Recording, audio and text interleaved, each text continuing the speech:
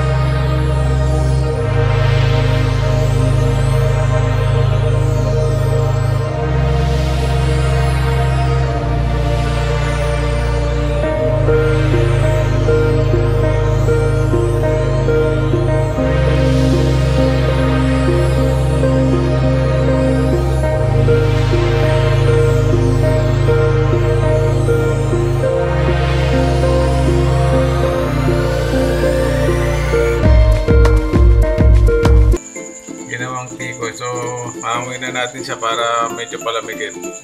Then, iro-roll na natin. So guys, kung yung ginamit natin steamer, dapat yung cover yung cover ng steamer natin mayroong ilagay na damit or para hindi magtubig yung ano natin, yung pinaka niluto natin sa ibabaw. So, reminders ko lang sa inyo. Pinapalamig natin yung ating tikoy roll. Yung gagawin tikoy roll. So may plastic bag dito na lagayan ng pang-decorate sa icing. So lalagay natin dito yung ating peanut butter. So muna natin sa isang Pwede sa isang sa ano. Ito yung magiging palaman niya. Lalagay natin dito yung peanut butter sa loob. Plastic bag. So mamaya papakita ko sa inyo kung paano maglagay ng peanut butter doon sa loob ng ating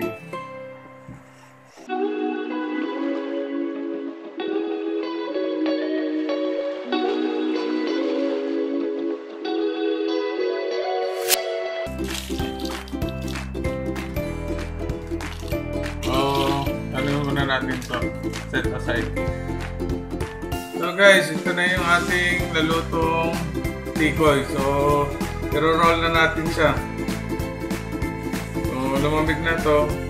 So kailangan na natin siya ilatag dun sa ating lamesa. So tatanggalin ko na itong ating sasap na natin ng plastic yung ating paglalagyan ng tikoy para ma-roll siya at hindi tumikit doon sa ating So ilalagay na natin yung ating tikoy para ma-roll sa ating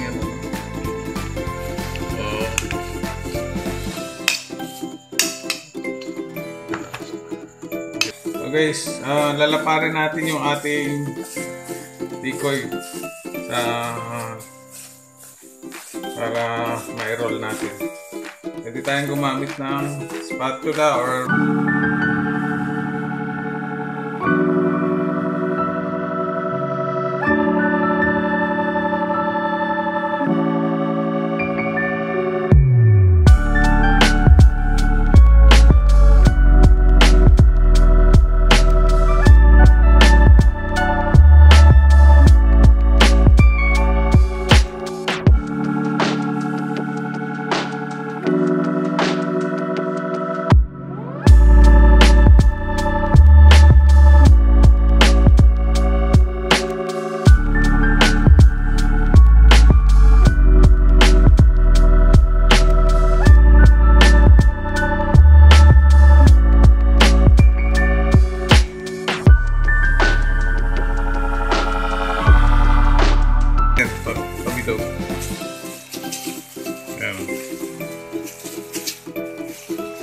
para matakpan na yung peanut butter. So ito, masarap na merienda, pampasalubong kung gusto natin. So guys, puputulin na natin para dun sa ating unang roll ng ating tikoy. Then hatiin natin. So pagka naiiwanan natin guys, ilalagay natin siya sa pwedeng idip siya sa sa graham powder, or pwede rin kayo magdikdik ng mani, or depende naman sa flavor nyo guys. So ako ang ginamit ko itong graham para mas masarap. Kasi yung mani, typical na ingredient na yun ng tikoy with peanut. So ito, graham naman yung ginamit natin. So kung gusto nyo gayahin to, pwede naman. So masarap na pampasalubong, pwede rin nating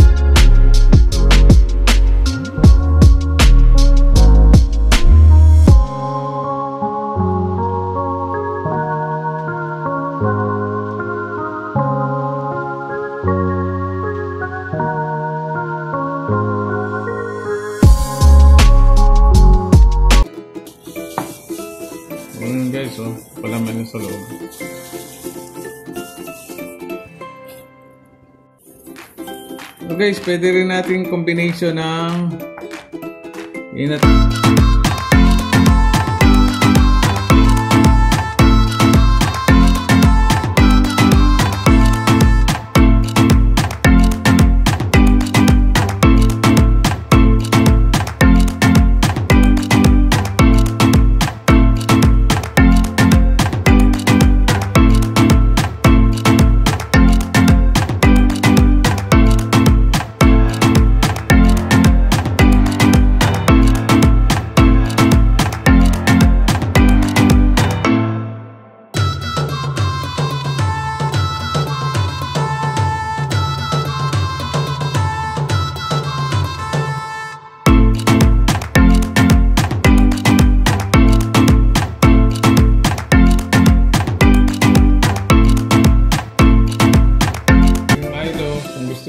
Milk, powder milk. So ito, murang-mura lang to yung sa ating Crush Graham. So kung bebenta natin yan, tsak na tipak-tipak tayo. So guys, ito na yung finished product ng ating Tikoy roll. So ito, pwede natin siyang i-box. Mabebenta para sa ating pambenta online, para sa ating mga kaibigan, sa ating mga pwede nating pasalubong kung uwi tayo ng probinsya. So ito, 12 pieces natin isang box. So yung puhunan natin dito, ganun din ang magiging tubo natin. So pwede natin talaga ito maging pangumpisa ng ating business kung gusto natin. So napakadali lang siyang gawin at napakasarap na siyak na magugustuhan ng ating mga anak. So, gawin na natin to guys. So guys, tikman muna natin yung ating ginawang Tikoy roll with different flavors. So, ito hindi typical na dinip dun sa crushed peanut. Ito ay dinip natin sa Graham powder or crushed Graham. So,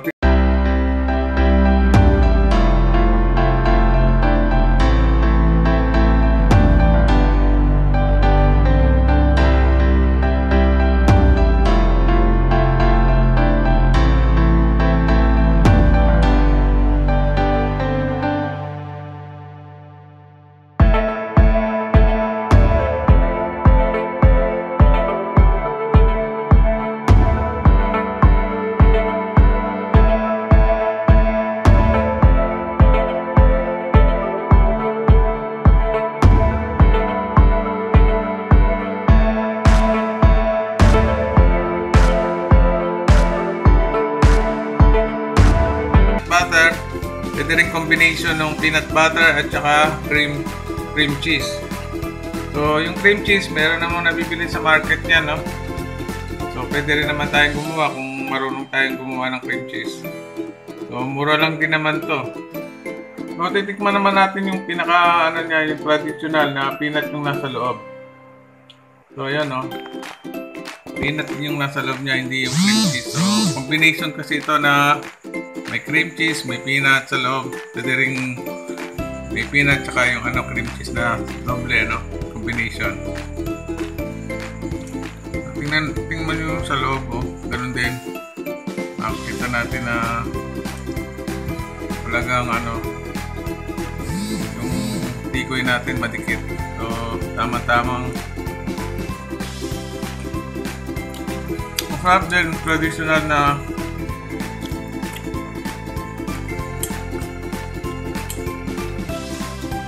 tikoy. So ito, nagustuhan din ng mga anak ko pati ng asawa ko. So guys, kung nagustuhan nyo itong video na ito at may natutunan tayo, please like and subscribe to my YouTube channel. And ingat guys, God bless. Thank you.